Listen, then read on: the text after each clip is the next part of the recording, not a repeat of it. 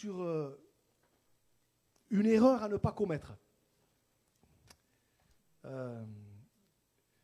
Cette erreur, un roi de l'Ancien Testament l'a commise. Et je crois que si Dieu a voulu que ça apparaisse dans sa parole, c'est pour que ça puisse nous interpeller ce matin. Et je ne suis pas prophète, hein, mais je suis convaincu que Dieu veut peut-être parler à quelqu'un ou plusieurs. Je suis même certain. Je suis certain. Ce roi qui a commis cette erreur, il en a payé les conséquences. Et on va le voir. Et c'est pour ça que c'est important que ce matin, on puisse vraiment se laisser interpeller, pas par moi, mais par le Seigneur. Hein. Alors j'ai mis un titre à ce message. Au moins, ça permet tout de suite de savoir où on va. Alors je vous le livre, c'est « Ne pactise pas avec l'ennemi » ou « Ne pactise plus avec l'ennemi ». Alors je sais, ça fait un peu guerrier, hein, mais au moins on comprend tout de suite où on veut aller. Et justement, on va s'arrêter sur un homme qui, à un moment donné, a pactisé avec l'ennemi. Il a pensé que ça serait bien de faire comme ça. Il a peut-être pensé qu'en ménageant un petit peu la chèvre et le chou, les choses iraient bien. Ça a été tout le contraire. Et on va le voir ensemble. Cet homme, c'est le roi Akab. Le roi Akab. Alors vous allez me dire, ouais, mais le roi Akab, dans la Bible, ce n'est pas une référence spirituelle. Oui, c'est vrai. Hein, la Bible dit même qu'il était marié avec Jézabel, cette femme qui l'excitait même au mal. Mais regardez, à un moment donné, il est dit ceci, 1 Roi, chapitre 20. 1 Roi, chapitre 20, on va faire peut-être une lecture un petit peu plus longue que d'habitude, du verset 26 au verset 34. 1 Roi, chapitre 20, verset 26. Vous voyez, cet homme, spirituellement parlant, ce n'était pas le top, mais quand même, Dieu voulait le bénir. Vous voyez, comme quoi Dieu est patient quand même. Hein. Quand même, Dieu a essayé de, comment je vais dire ça, de le récupérer, de le rattraper. Vous savez, Dieu essaiera toujours de nous rattraper. Hein. Bon, mais à un moment donné, il faut saisir sa main, quoi. Vous voyez. Et il nous a dit ceci, regardez, 1 Roi chapitre 20, verset 26. L'année suivante, Ben-Hadad, donc le roi de Syrie, Ben-Hadad, passa les Syriens en revue et monta vers Aphek pour combattre Israël. Les enfants d'Israël furent aussi passés en revue. Ils reçurent des vivres et ils marchèrent à la rencontre des Syriens.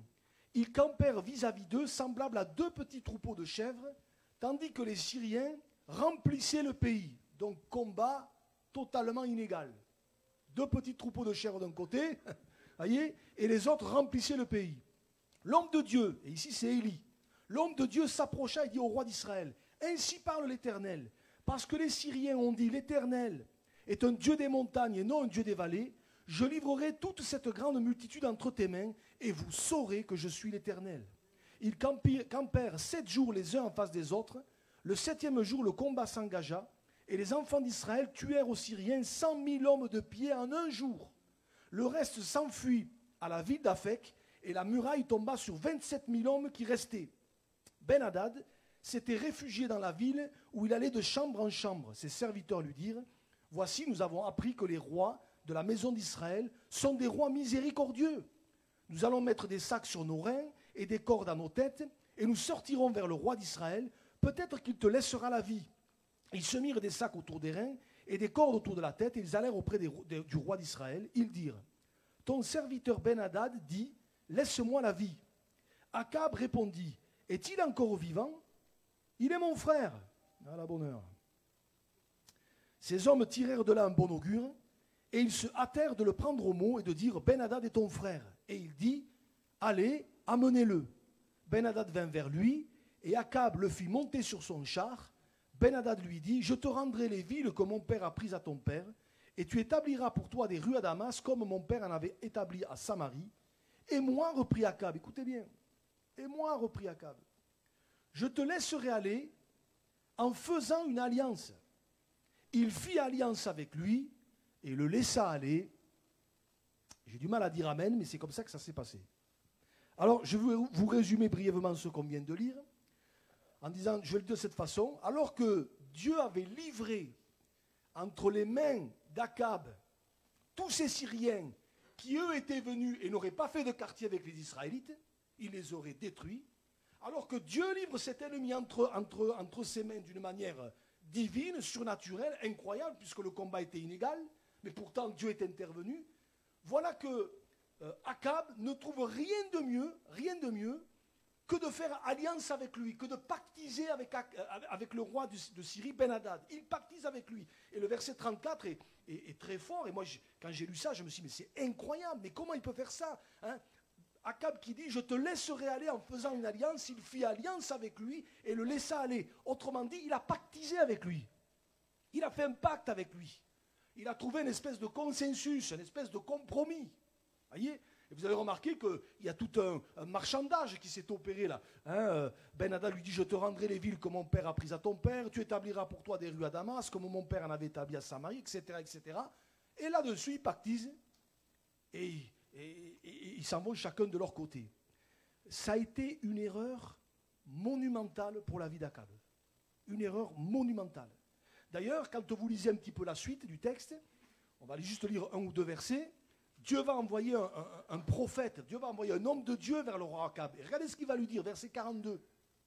Il va dire au roi, ainsi parle l'Éternel, parce que tu as laissé échapper de tes mains l'homme que j'avais dévoué par interdit, ta vie répondra de sa vie et ton peuple de son peuple. Le roi d'Israël s'en alla chez lui triste et irrité, et il arriva à Samarie. Mais là où ça devient intéressant, et je voudrais vraiment qu'on puisse vraiment comprendre ça, parce que je peux vous le dire, vous le raconter, mais si on ne comprend pas vraiment, on va passer à côté. Là où ça devient intéressant, c'est que, vous avez remarqué, je l'ai dit, il y a une espèce de marchandage qui s'est opéré entre Ben-Hadad et Akab. Je te rendrai les villes que mon père t'a pris, etc., etc. Hein? Quand vous allez un petit peu plus loin, ce marchandage semble pas mal. On pourrait se dire c'est un bon compromis. On pourrait se dire ben, finalement il a bien fait, il a été sympa, il a été miséricordieux. Est-ce que finalement c'est pas comme ça qu'il faut être, voyez? Mais quand vous allez un petit peu plus loin, vous apercevez que le temps a passé environ 3 ans, et on arrive au chapitre 22. Et là on va lire les 3 premiers versets. Et là regardez, c'est stupéfiant. Il est dit ceci, 1 Roi 22, verset 1er. On resta 3 ans sans qu'il y eût guerre entre la Syrie et Israël. Donc on pourrait se dire, tiens, le compromis a marché, puisque pendant 3 ans, plus de guerre, plus d'affrontements, plus de combats. Donc c'était bien, c'était ce qu'il fallait faire. Oui, mais regardez la suite, regardez, c'est très intéressant. La 3e année, Josaphat, roi de Juda, descendit auprès du roi d'Israël. Et le roi d'Israël, donc Akab, dit à ses serviteurs, écoutez ce qu'il dit. Savez-vous que Ramoth en Galaad est à nous et nous nous inquiétons pas de le reprendre des mains du roi de Syrie. Alors lu comme ça, vite fait, on dit ouais d'accord et alors? Rappelez-vous que Ben-Hadad avait fait un marché. Si tu me laisses partir, si tu me laisses la vie sauve, je te rendrai les villes que mon père a prises à ton père. Et dans ces villes, il en a certainement restitué quelques-unes. Mais on se rend compte qu'il ne les a pas toutes restituées. Et entre autres, cette ville de Ramoth en Galaad, qui était une ville d'Israël qui avait été prise par les Syriens. Mais là, en lisant ça, on se rend compte que le temps a passé, peut-être il a attendu, vous voyez, il a attendu 1 an, 2 ans, un peu plus, tiens. Et Ramoth en Galaad, qui soit dit en passant, c'est un détail, mais c'est assez intéressant. Si vous regardez, vous allez dans le livre de Josué, Ramoth en Galaad, c'était une ville de refuge. Alors, je ne vais pas faire une étude là-dessus, mais c'était une ville de refuge. Donc c'était quand même une ville importante. Tiens donc, le roi de Syrie, celle-là, ne l'avait pas restituée. Il ne l'avait pas rendue. Ça veut dire quoi? Ben, ça veut dire que l'autre lui a fait des belles promesses, mais il l'a roulé dans la farine. Ça veut dire que l'autre, il lui a fait des belles promesses, mais finalement, il lui a menti. Et alors que ça semblait être un bon compromis, finalement, il s'est fait avoir. Et quand vous allez un petit peu plus loin, que vous lisez la suite du texte, qu'est-ce qui se passe? On ne va pas mettre les versets. Ben, il se passe qu'avec Josaphat, ils vont aller pour reprendre cette ville de Ramoth. Et c'est dans ce combat-là que Akab va perdre la vie. C'est dans ce combat-là, et vous l'avez un petit peu plus loin, c'est 1 Roi 22, verset 30. Il est dit, je veux me déguiser, le roi d'Israël est parti, il va dire, je veux me déguiser pour aller au combat. Et le roi d'Israël se déguisa pour aller au combat. Et au verset 34, il dit, alors un homme tira de son arc au hasard et frappa le roi d'Israël au défaut de la cuirasse. Le roi Akab a pris une flèche, et c'est dans ce combat-là qu'il est mort. Si on remet tout ça ensemble, on se dit, tiens, 3 ans avant, il a pactisé avec l'ennemi. 3 ans avant, il a fait une espèce d'alliance avec l'ennemi, pensant que les choses iraient bien, sauf que l'ennemi l'a roulé dans la farine, il a tout perdu, et il a fini même par perdre sa vie. Voyez ? Et je crois franchement qu'il y a là un enseignement spirituel, j'allais dire, énorme pour nos vies encore aujourd'hui. Quand on réfléchit à ça et qu'on le remet dans le contexte d'aujourd'hui, bien sûr, vous allez me dire, mais aujourd'hui, notre vie, nos contextes n'ont rien à voir avec ça. C'est vrai, mais quand même, quand on y réfléchit, il y a un enseignement spirituel. Je crois que c'est important de réaliser que c'est, et ce sera toujours, une erreur monumentale que quand d'une façon ou d'une autre, on cherche ou on pactise avec l'ennemi de notre âme. Quand on pactise avec le péché, quand on pactise avec le mensonge, quand on pactise avec des façons de faire que le monde pratique, c'est vrai, mais qu'en tant qu'enfant de Dieu, je ne peux pas pratiquer. Quand on fait ça, quand on pactise avec ça, quand on fait des compromis avec ça, des consensus avec ça, alors après, sous le couvert parfois de l'unité, sous le couvert de l'amour, sous le couvert de ce que vous voulez, mais c'est une erreur monumentale. Parce que tôt ou tard, le piège se referme. Et l'histoire d'Akab est là pour nous le montrer. Au départ, on pourrait se dire, finalement, c'est pas si mal. 3 ans sans guerre. Oui, mais il a fini par y laisser la vie. Et combien aujourd'hui, combien d'enfants de Dieu, combien de croyants, ils laissent leur vie spirituelle. Parce qu'à un moment donné, dans un domaine ou dans un autre, on a pactisé d'une certaine façon avec l'ennemi de notre âme. On a pactisé avec le mensonge. Alors, ce n'est pas tout à fait du mensonge, c'est une demi-vérité. Mais bon, vous voyez, et puis finalement, on s'en est accommodé, ça arrange tout le monde. Et puis un jour, le piège il se referme. Et puis un jour, on se retrouve pris. Alors, on s'est arrangé, on s'est accommodé sur le coup. Et je vais insister là-dessus. Le problème, c'est que quand on fait ce genre de pacte, d'alliance, vous voyez, avec du péché, avec du mensonge, avec certains fonctionnements humains, parce que tout le monde le fait, parce que c'est comme ça aujourd'hui, et puis bon, ça choque d'ailleurs plus personne. On ne se soucie pas si ça attriste le Saint-Esprit, mais on le fait quand même. Souvent, le problème, c'est qu'au départ, ça marche. Au départ, ça fonctionne. Et ici, pendant 3 ans, ça a fonctionné. Hein. Plus de guerre, tout allait bien. Souvent, c'est ça le problème. C'est qu'au départ, ça marche. Finalement, on s'est arrangé. Bon, c'est pas très droit. Bon, par rapport à ce que dit la parole de Dieu, c'est pas tout à fait ça. Mais enfin, bon, on s'en sort pas trop mal. Au début, ça marche toujours. Et puis, au bout de quelques mois, au bout d'une année ou deux, tout d'un coup, tchac, ça va moins bien. Le piège se referme. Et après, on prend son téléphone et on dit « Allô, pasteur, priez pour moi, priez pour nous, est-ce que l'Église ne peut pas prier ?» Et je le dis pas pour me moquer, franchement, parce que ça fait de la peine, quoi. Mais le problème, c'est qu'on a fait exactement comme Akab. À un moment donné, on a pactisé. Alors, peut-être on ne le dit pas comme ça, on n'emploie pas ce mot-là, mais dans la réalité, c'est ça. Dans les faits, c'est ça. On a fait une alliance. Et vous savez, quand on fait une alliance avec l'ennemi de notre âme, quelle qu'en soit la forme ou la manière, croyez-moi, il ne va pas lâcher comme ça après. Hein. Il ne va pas lâcher comme ça. Voyez. Quand je prends la parole de Dieu, je me rends compte, heureusement, permettez que je vous cite 2-3 autres exemples rapidement, mais je me rends compte que certains ont compris ça, et d'autres non. Heureusement que Moïse avait compris ça. Rappelez-vous cette parole, on va l'afficher, Hébreux chapitre 11, versets 24 et 25, et j'aime beaucoup ce texte, c'est par la foi que Moïse, devenu grand, écoutez bien, il refusa d'être appelé fils de la fille de Pharaon. Il a dit non.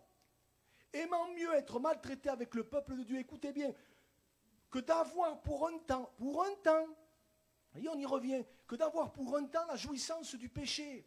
Il a compris, Moïse, que s'il commençait à faire un peu des deux, un peu de l'Égypte, qui symbolise finalement le monde, les attraits du monde, la séduction et tout ce qui va avec, mais un peu des deux, un peu du Seigneur et un peu de l'Égypte, il a compris que ça ne fonctionnerait pas, peut-être au début, puisque la Bible dit, il a préféré être maltraité avec le peuple de Dieu plutôt que d'avoir pour un temps.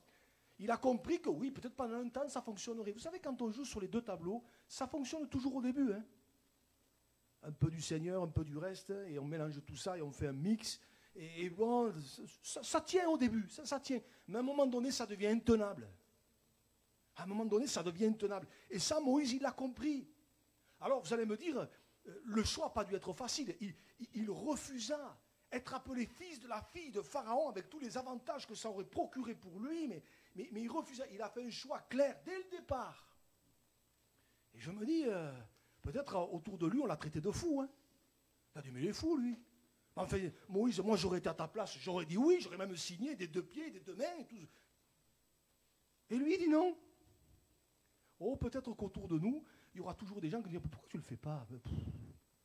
Ouais, ta foi, ok, tu marches avec Dieu, ok, mais enfin, bon, il ne faut pas non plus, on est les pieds sur terre. Et peut-être on pourrait nous taxer de fous, de sectaires, de tout ce que vous voulez, mais en tout cas, Moïse, même si le choix a été difficile, il l'a fait. Regardez l'homme de Dieu qu'il est devenu. Regardez le destin incroyable qu'il a eu. Moi, je me dis, Seigneur, on veut tous être des Moïse, d'une certaine façon. Hein, des instruments entre les mains de Dieu comme il a été. Il n'a pas été parfait, Moïse, on le sait. Mais Dieu n'attend pas de toi ni de moi la perfection. Mais il attend qu'on soit des instruments entre les mains de Dieu. Mais pourquoi? Parce qu'à un moment donné, alors qu'il aurait pu pactiser, faire une espèce, voyez, de mix entre les deux, il a dit non. Il a dit non. Et bien lui en a pris. Oh, il y a eu des luttes, il y a eu des combats. Hein. Ça n'a pas été simple. Hein. Si on prend simplement que certains aspects de la vie de Moïse, on se dit, waouh, c'est super. Ouais, mais il préféra être maltraité. Il a été maltraité, hein, Moïse. Il s'est retrouvé à un moment donné, d'un côté les Égyptiens au bout le rejetaient, et de l'autre côté les Hébreux le rejetaient aussi. Il s'est retrouvé entre le marteau et l'enclume à un moment donné. Voyez, il aurait pu se dire, mais alors, qu'est-ce que je fais moi au milieu? Mais il a fait le bon choix. Et des fois, et peut-être ça parle à quelqu'un ce matin, peut-être tu te poses la question, tu te dis, mais j'ai refusé telle chose, j'ai refusé tel mensonge, j'ai refusé tel péché, j'ai refusé telle pratique, et aujourd'hui ça se retourne contre moi. T'inquiète pas, Dieu prend soin de toi. T'inquiète pas, Dieu va pourvoir. Dieu va pourvoir. N'accepte pas, ne pactise pas avec des façons de faire que Dieu, dans lesquelles Dieu ne te suivra pas. Regardez, un autre qui à un moment donné, j'en ai déjà parlé, excusez-moi, je vais y revenir, c'est l'apôtre Paul, dans une situation un petit peu difficile, là, pour lui, il est en prison à cause de sa foi.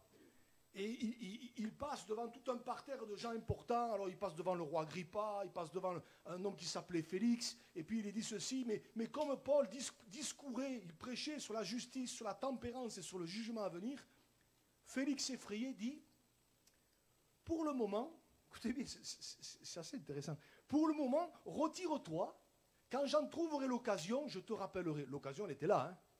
Je te rappellerai. Et regardez, il espérait en même temps que Paul lui donnerait de l'argent.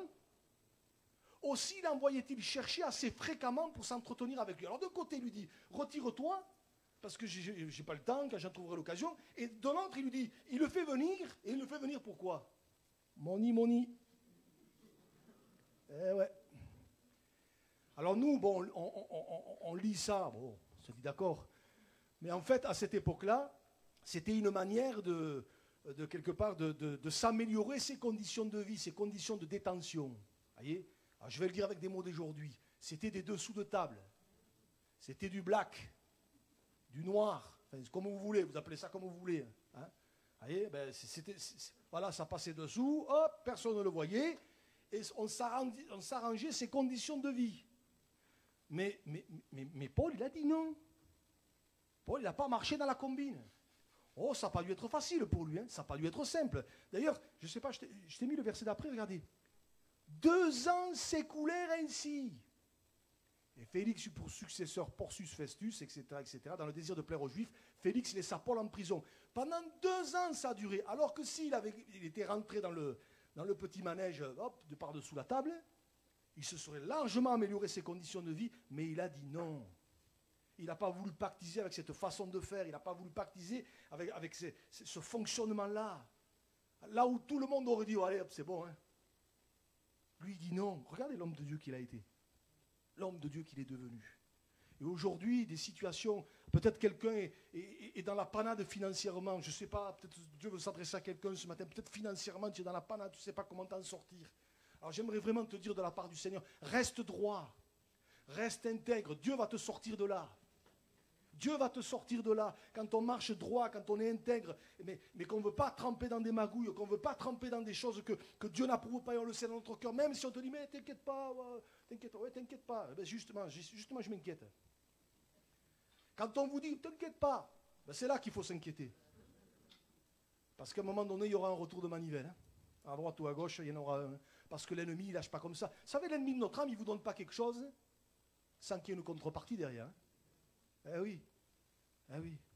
Et peut-être ce matin, financièrement, peut-être pour quelqu'un, c'est compliqué. Vraiment, je te dis de la part du Seigneur, t'inquiète pas, Dieu va pourvoir.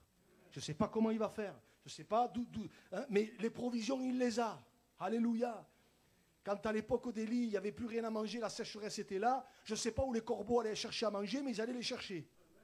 Et de la même façon, il y a des moments où il y a des situations où financièrement, je ne sais pas comment Dieu va faire, mais je sais qu'il est capable. L'or et l'argent sont à lui. L'or et l'argent sont à lui. Donc il va t'aider, il va te secourir. Alléluia. Il y en a un autre qui a pactisé, mais pas de la bonne façon, un peu comme Akab, c'est Judas. Aïe, aïe, aïe. Judas. Hein? Vous vous rappelez lorsqu'il a pactisé avec les religieux? Pourtant, pendant 3 ans, il a vu du miracle. Pendant 3 ans, excusez-moi, je vais le dire comme ça, et tout le monde comprend, il a mangé du miracle hein, pendant 3 ans. Vous voyez comme quoi, des fois, ouais, mais aujourd'hui, on ne vit plus grand-chose. Ouais, ben lui, il a vécu tous les jours des miracles. Hein. Regardez ce qu'il a fait. Et la marche avec Dieu, c'est d'abord une affaire de cœur. Hein. Ce n'est pas ce que je vois ou ne vois pas, ce qui se fait ou ne se fait pas. C'est d'abord une affaire de cœur. Et lui, pendant 3 ans, il a vu des miracles. J'allais dire, en veux-tu, en voilà, la multiplication des pains, le possédé de Gadara, et le paralytique, et Bartimée, et tout le reste. Il était aux premières loges, il assiste à ça. Et puis vous connaissez l'histoire. Son problème à lui aussi, c'était money. Hein. Aïe, aïe, aïe, l'argent. Hein. L'amour de l'argent est une racine de tous les maux. Hein. Ce n'est pas l'argent qui est un problème, c'est l'amour de l'argent. Et quelques-uns, en étant possédés, se sont égarés loin de la foi et se sont jetés eux-mêmes dans bien des tourments. Des fois, on dit c'est le diable. Non, des fois, c'est nous-mêmes qu'on se met tout seul dans la panade. Parce qu'on fait à notre idée, on fait à notre pensée. Et Judas, à un moment donné, rappelez-vous Matthieu 26, alors l'un des 12, appelé Judas Iscario, alla vers les principaux sacrificateurs et dit, que voulez-vous me donner et je vous le livrerai. Et ils lui payèrent 30 pièces d'argent. Et regardez, depuis ce moment, il cherchait une occasion favorable pour livrer Jésus. Et quand vous croisez avec les autres évangiles, il nous est dit que les religieux y furent dans une grande joie. Ah ça, ils étaient contents, ça. Oh. Et puis vous vous rappelez ce qui se passe. Ces 30 pièces d'argent, au début, ça a fait la joie de Judas. Hein. Il était heureux avec ça.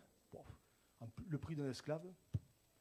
En fait, il était content. Et puis, à un moment donné, il va comprendre ce qui se trame. Parce que je suis convaincu qu'il n'avait pas saisi peut-être jusqu'où voulaient aller les sacrificateurs. Hein. Il n'avait peut-être pas saisi. Et à un moment donné, il comprend. Il comprend. Et quand il comprend, regardez Matthieu 27. Matthieu 27, alors Judas, qui l'avait livré, voyant qu'il était condamné, se repentit et rapporta les 30 pièces d'argent aux principaux sacrificateurs et aux anciens. C'est-à-dire qu'il a rapporté les 30 pièces à ceux avec qui il avait pactisé. Voyez ? Regardez. En disant, j'ai péché en livrant le sang innocent, ils répondirent, que nous importe, cela te regarde. Et Judas jeta les pièces d'argent dans le temple, se retira et alla se pendre. Voyez, cet argent qui au début l'avait réjoui, maintenant on a l'impression qu'il lui brûle les mains, qu'il lui brûle les doigts, il les jette dans le temple. On a l'impression que d'un côté, pendant quelques heures, il a été content, et puis au bout d'un moment, quand il comprend les choses, quand son esprit s'ouvre, il comprend qu'il s'est fait piéger, rouler dans la farine par les religieux. Lui, il pensait que, bon, on allait mettre quelques coups de fou à Jésus, peut-être, et puis on allait le relâcher. Mais là, il comprend que ça va plus loin que ça. Et il comprend qu'il est mêlé à tout ça. Et là, tout d'un coup, ça lui brûle les doigts, il jette tout ça. Et moi, ce qui m'interpelle dans cet exemple-là, c'est que, au début, on l'a lu, il est allé s'entendre avec les religieux. Je ne sais pas s'ils se sont serrés la main, s'ils ont fait aller, je ne sais pas, hein, s'ils ont fait comme nous aujourd'hui, hein, je ne sais pas ce qu'ils ont fait, je ne sais rien. Mais quand à la fin, il se rend compte de son erreur et qu'il va les trouver, vous avez remarqué? Tout d'un coup, ils sont moins compréhensifs. Hein? Ils sont moins à l'écoute. Hein? Tout d'un coup, ils sont moins sympas. Des fois, on pactise avec des gens avec qui on ne devrait pas. savez, attention, c'est pas pour rien que l'apôtre Paul dit les mauvaises compagnies corrompent les bonnes mœurs. Hein. Attention à nos fréquentations, attention avec les... Je ne suis pas en train de dire qu'il faut rester entre croyants, hein. C'est pas ça que je suis en train de dire. Mais je suis en train de dire, attention. Combien de fois on m'a dit, oui, mais il est gentil, oui, mais il est sympathique, ah oui, mais... vous savez, quand je lui parle du Seigneur, il m'écoute, hein. Ah ouais, il est gentil, ouais. Puis une fois qu'il aura eu ce qu'il voulait, après... Alors, c'est pas tout le temps comme ça. Mais l'exercice du ministère m'a montré que c'était, si c'est pas tout le temps, c'est souvent. Et c'est là qu'il faut être vigilant. Vous voyez, ces gens qui semblaient si sympas avec Judas, tout d'un coup, c'est ton problème. Hein. Quand il a ramené les pièces, non, c'est ton problème. Hein. C'est maintenant, débrouille-toi. Hein. Eh ouais. Que Dieu nous garde. Hein. Que Dieu nous garde. Voyez.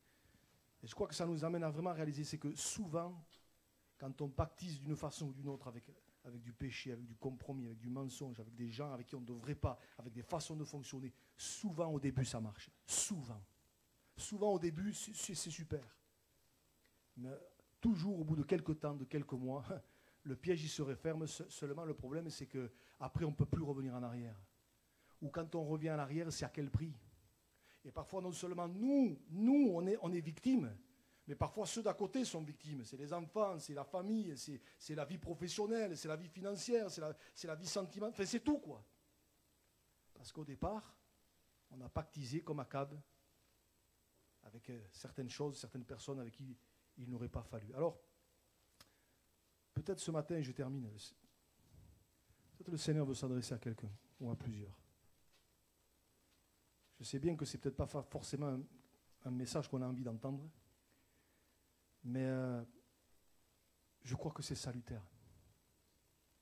Et peut-être ce matin, le Seigneur veut, avant qu'il ne soit trop tard, avant qu'on ne puisse plus revenir en arrière, avant qu'on n'ait plus que nos yeux pour pleurer, avant que quelque part les conséquences soient irrémédiables, mais peut-être ce matin, le Seigneur veut interpeller quelqu'un. Mon frère, ma soeur, mon ami, si peut-être tu sens le Saint-Esprit qui met le doigt, laisse-toi interpeller. Et ne pensons pas qu'on est plus fort que les autres. Pensons pas que ça n'arrive qu'aux autres. Pensons pas, c'est pour les autres. Moi, je crains rien. Je crains rien, moi. Oui. Combien de fois j'ai entendu ça? Je crains rien, moi. Oui. Ouais. Et après, quand tout est en miettes, tout est par terre. Oh, parce qu'on aime les frères et sœurs, on va prier. Hein. Mais si peut-être mon frère, ma soeur, ce matin, le Saint-Esprit t'interpelle, alors réalise que c'est peut-être le Seigneur qui veut t'empêcher de faire une erreur, une bêtise.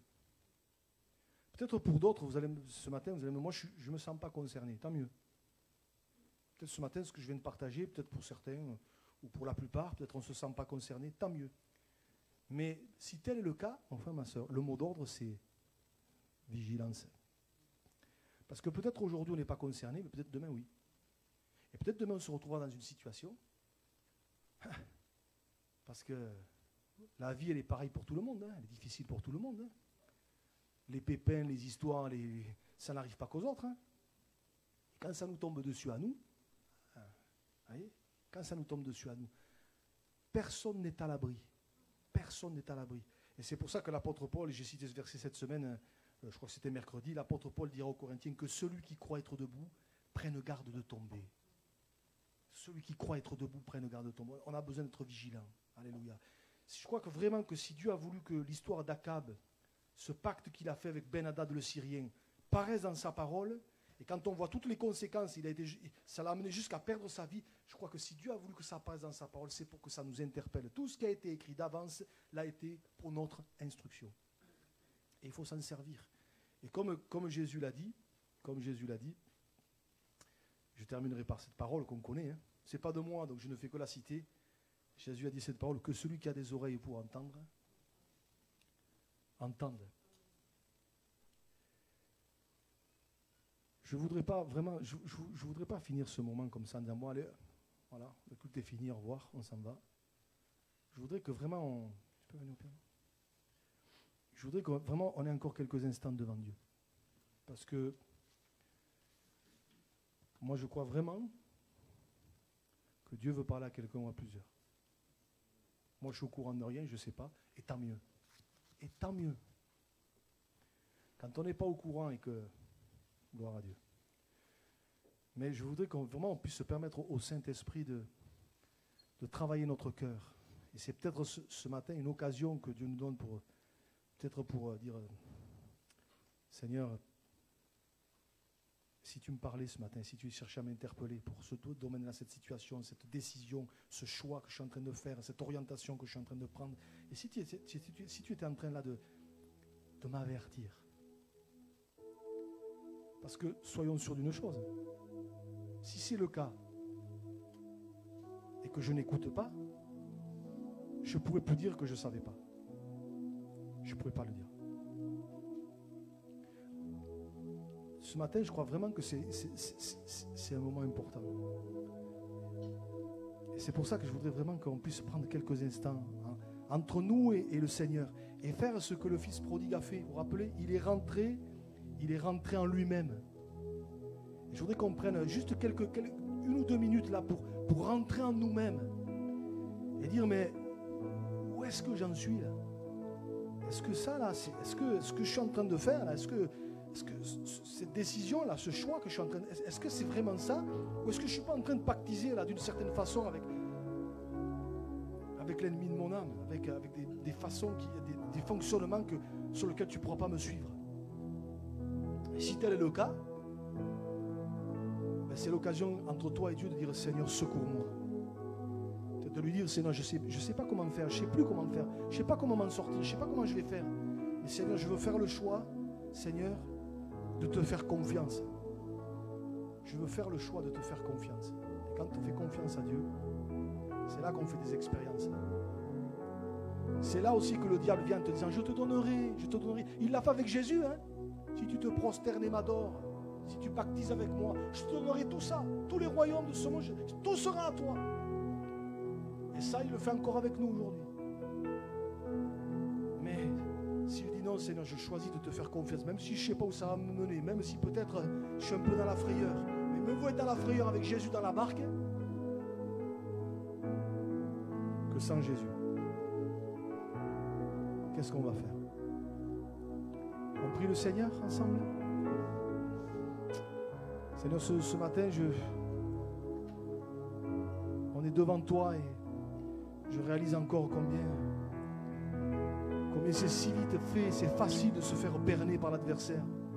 C'est facile de tomber. C'est tellement plus difficile après de se relever. Alors Seigneur, je te prie vraiment de nous aider, de bénir mon frère, ma soeur, de nous aider chacun parce que personne n'est à l'abri.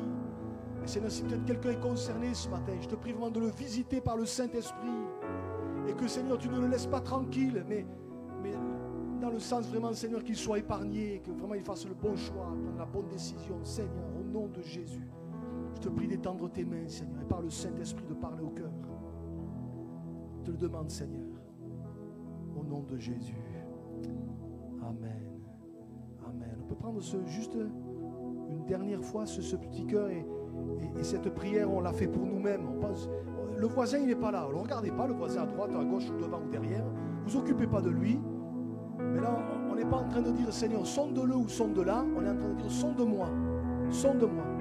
Et regarde, Seigneur. Et si je suis en train de me planter, alors montre-moi-le. Montre-moi-le. Alléluia. Sonde-moi, oh Dieu, et connais mon cœur. Éprouve-moi, Seigneur, et connais mes pensées.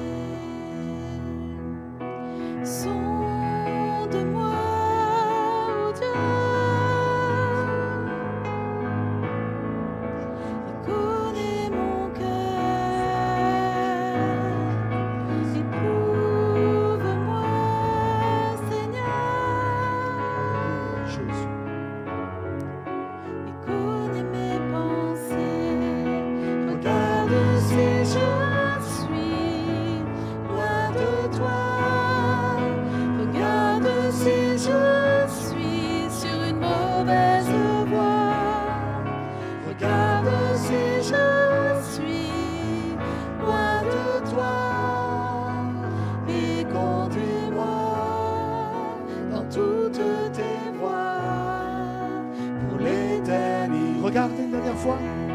Regarde si je suis loin de toi. Regarde si je suis sur une mauvaise voie.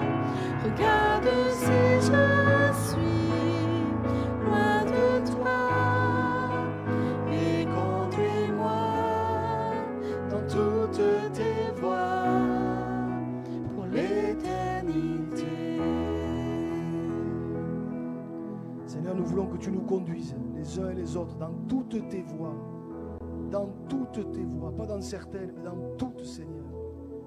Et si, Seigneur, nous faisons, ou je fais fausse route, Seigneur, alors, Seigneur, je veux vraiment que tu puisses nous le montrer, que ce soit clair. Seigneur, on veut faire ta volonté, Seigneur. Comme dit ta parole, Seigneur, oui, enseigne-moi à faire ta volonté, que ton bon esprit me conduise sur la voie droite. Seigneur, bénis mon frère, bénis ma soeur, tu connais peut-être la difficulté de la tâche, peut-être les difficultés financières pour l'un, les difficultés professionnelles pour un autre, Seigneur. Tu sais toutes ces choses. Qui mieux que toi les connaît? Alors, Seigneur, oui, je confesse que tu as toutes les solutions dans tes mains. L'or et l'argent est à toi. Que les portes, c'est toi qui les ouvres, c'est toi qui les fermes. Alors, Seigneur, merci pour ce que tu vas faire. Pour celui qui se confie en toi, je sais que tu vas honorer sa foi, que tu vas le bénir et que tu vas lui permettre d'expérimenter d'une manière surnaturelle et divine ta grâce. Comme Élie qui était nourri par les corbeaux, Seigneur, tu vas permettre, Seigneur, vraiment que celui ou celle qui se confie en toi, Seigneur, sois béni de toi, au-delà de toute mesure, parce que tu es encore celui qui fait infiniment au-delà de ce que nous demandons ou pensons. À toi soit la gloire, au nom de Jésus. Amen.